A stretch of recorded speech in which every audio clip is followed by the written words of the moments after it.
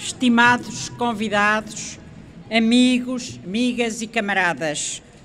saúdo e agradeço a presença de todos aqui neste momento de grande significado e alegria para mim e que muito me honra. Agradeço aos meus camaradas do PCP e aos companheiros do Partido Ecologista aos Verdes a confiança que me deram ao indicar-me para candidata à presidência da Câmara do Porto,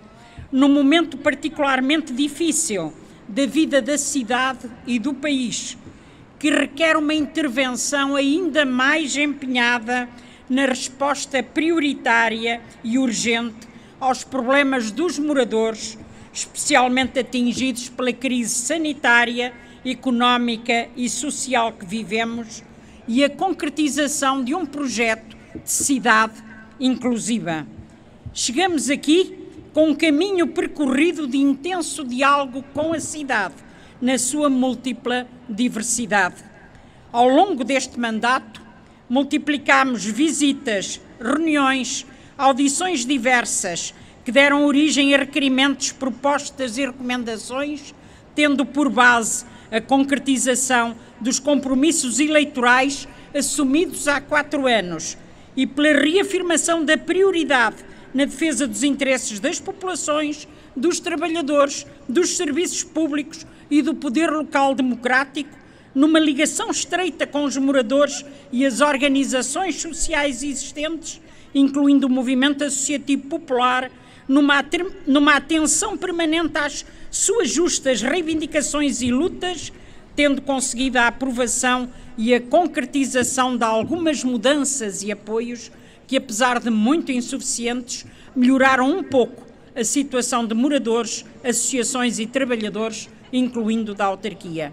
São exemplos a criação do Fundo Municipal de Apoio ao Associativismo Popular, a linha de emergência, a redução de IMI para os moradores em casa própria, a isenção para as habitações das associações de moradores do IMI, as propostas na defesa da dinamização desportiva e cultural do património e de equipamentos diversos, a redução do horário de trabalho para as 35 horas dos trabalhadores da empresa municipal Lagos do Porto, as propostas de reabilitação de habitações e de património, a defesa de equipamentos coletivos e de valências sociais públicas, a reabilitação de espaços públicos e de ajardinamentos, a melhoria de circulação, mobilidade, segurança rodoviária e iluminação pública, a redução durante a pandemia de rendas para os comerciantes em equipamentos municipais situados nos bairros, a perseverante insistência na defesa dos moradores, sobretudo nas zonas mais carenciadas, mas também na defesa da cidade e do seu património contra a especulação imobiliária. Ao ver, ouvir, dialogar e refletir sobre a evolução do Porto, na zona histórica com a sua carga milenar, mas também noutras zonas mais periféricas, onde os problemas e carências se arrastam de ano para ano, não esquecemos nunca que as pessoas são a alma do Porto e que a sua identidade foi construída ao longo dos séculos pelas suas gentes, que não podem continuar a ser empurradas para fora da cidade, como aconteceu nos últimos anos da especulação imobiliária que precedeu a crise pandémica, perante a passividade da maioria municipal de Rui Moreira, que foi rejeitando até ao limite as propostas da CDU para travar a especulação e toda essa situação. Na intervenção permanente da CDU e dos seus eleitos tem estado presente a defesa que fazemos de uma cidade mais coesa, com um desenvolvimento urbano policêntrico, eliminando fatores de estigmatização, integrando bairros sociais e operários, ilhas e urbanizações numa cidade dinâmica, onde as pessoas e suas organizações possam dispor de equipamentos coletivos de proximidade e diversificados que ajudem a cerzir as feridas da cidade, procurando preservar a sua identidade cultural, urbanística e arquitetónica, qualificando e valorizando os seus tecidos urbanos e os seus recursos materiais e imateriais, sempre em diálogo com os moradores. Ao longo do mandato, procuramos não esquecer em momento nenhum as pessoas que aqui vivem e trabalham, construíram as suas vidas, o seu comércio, a sua arte, as suas associações e aqueles que nos deixaram a sua obra na escrita, nas artes plásticas, na música, no teatro, na dança, nas diversas festas populares, no património. A cidade do Porto tem profundas tradições de luta pela liberdade e pela democracia, pela participação popular, com marcos históricos que anteciparam revoluções, pelo trabalho com direitos e habitação condigna, por serviços públicos essenciais, pela cultura e pelo desporto e, mais recentemente, pela ciência, pela inovação, pela investigação. A atenção dispersa a algumas destas áreas não é a matriz que se precisa para a cidade inclusiva que queremos. A cidade que queremos exige um planeamento integrado e uma intervenção eficaz em todo o território e com a participação de toda a comunidade, não esquecendo os que aqui viveram e trabalharam, os lugares de memória e de lutas que ajudaram a construir a cidade, incluindo a mobilização que impediu a venda do Coliseu e a sua desfiguração e que obrigou a autarquia do Porto e o Ministério da Cultura a intervir para defender esta casa histórica, fundamental para a cultura da cidade e da região. Mas que também não pode esquecer as carquejeiras, os marceneiros ou taberneiros, as costureiras e as casas onde viveram escritores e poetas, como Almeida Garrett, Gomes Ferreira ou Eugênio de Andrade, defendendo a sua integração numa rede que inclua os legares e memórias de poetas e escritores da cidade e a multiplicação de pequenas bibliotecas de bairro e de zona. E a defesa de algo semelhante para os artistas plásticos, a partir dos museus e escolas existentes, mas também dos ateliês e dos artistas. E a reabilitação da Casa dos 24, do Mercado de São Sebastião e outros equipamentos como polos aglutinadores da história e da sua evolução no coração da cidade. E das lojas e lugares de tradição, mesmo das zonas operárias, num serzir de cidade que exige empenhamento, atenção permanente e trabalho com todos.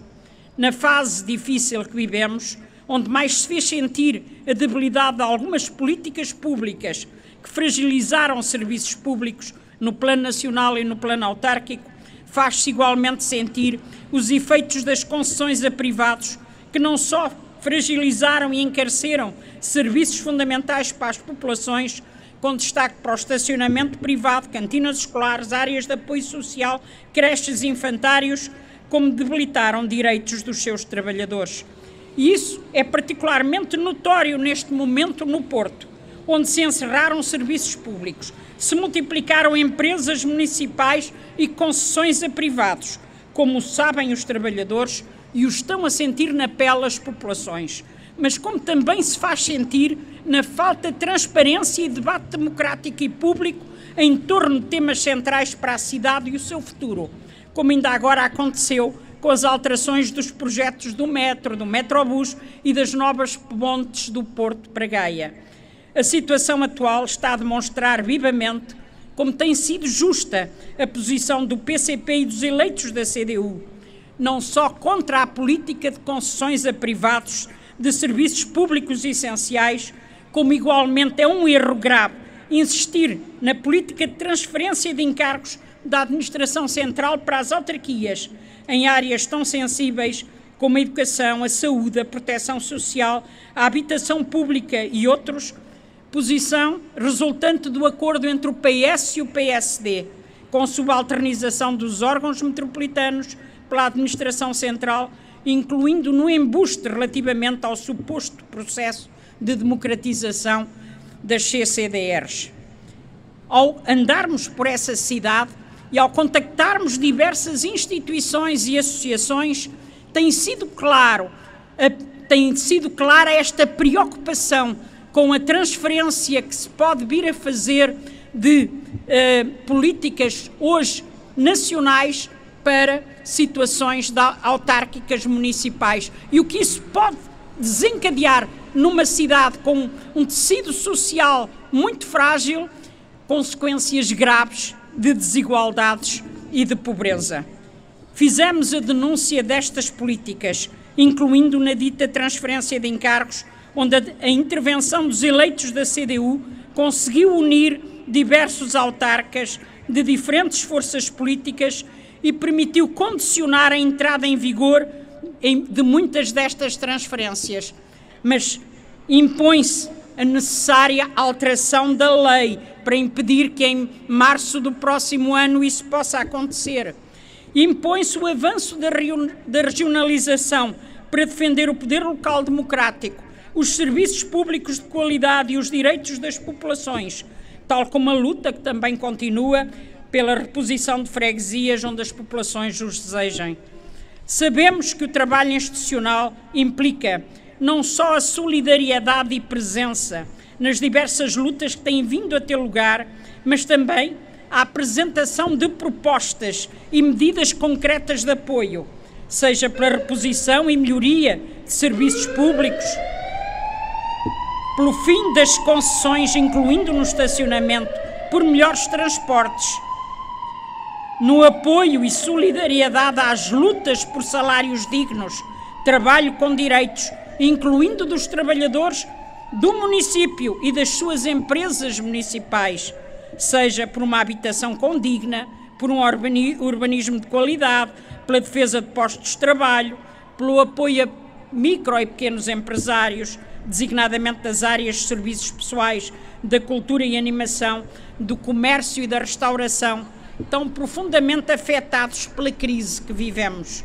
É preciso também dar particular importância às associações e coletividades que procuram colmatar deficiências de políticas públicas em áreas tão importantes como a cultura, o desporto, a animação, o aproveitamento de tempos livres, a inclusão social e territorial, não só criando linhas de emergência nesta fase, mas procurando uma ligação de maior proximidade e atenção às suas dificuldades, à escassez de equipamentos desportivos, culturais e de simples convívio e de lazer. Todo este trabalho tem envolvido os eleitos da CDU municipais e das freguesias do Porto e as suas organizações. Como sabem, os moradores e as instituições com quem vamos falar ou que nos procuram e solicitam a nossa presença para dar voz às suas justas reivindicações. E podemos falar de bairros como o Aleixo, cuja demolição não assegurou interesses dos moradores e da cidade,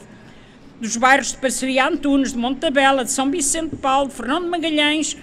para referir apenas a alguns mais recentes, mas tantos outros, onde as populações mantêm protestos e exigem ser ouvidas. Como podíamos falar das mães e pais das crianças que ficaram sem creches e infantários, como aconteceu em Miragaia, na Vitória, e agora surgem também novas ameaças em Sedufeita e em outras zonas da cidade. É este trabalho de estreita ligação às populações que queremos prosseguir e aprofundar, levando para a Câmara Municipal o pulsar da cidade e das suas gentes, dando voz às suas justas reivindicações, aos seus sonhos e aspirações, procurando e pugnando pela sua concretização célere e com qualidade, para que o Porto seja a cidade inclusiva e solidária onde todos gostem de viver. E viva o Porto, viva a CDU!